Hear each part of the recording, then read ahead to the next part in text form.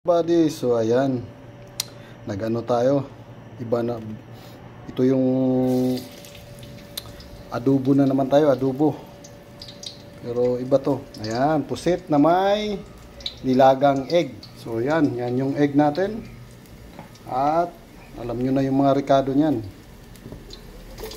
Ayan, lagyan na natin itong mga ricado nya para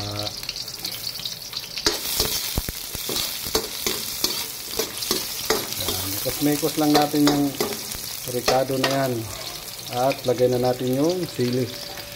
Yan.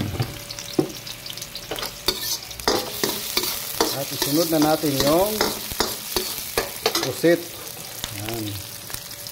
Yung pusit natin. Yan. Yan.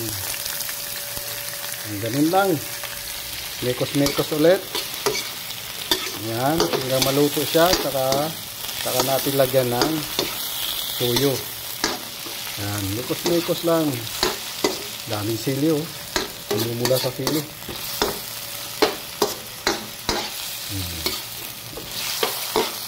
Yan.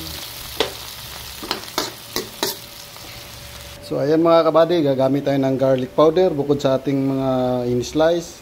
Yan, at garlic powder. At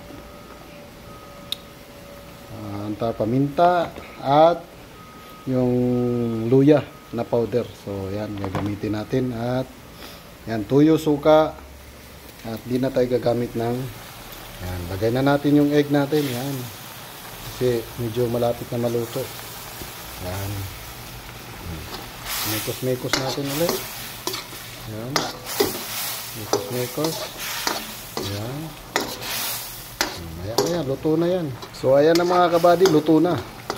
So ahonin na natin at kakain na tayo at luto na to. Ganun lang kadali magluto ng adobong pusit. So ayan, don't forget to follow and subscribe my YouTube channel and Facebook page. Ayan, ganun lang kadali magluto ng ayan. Diba?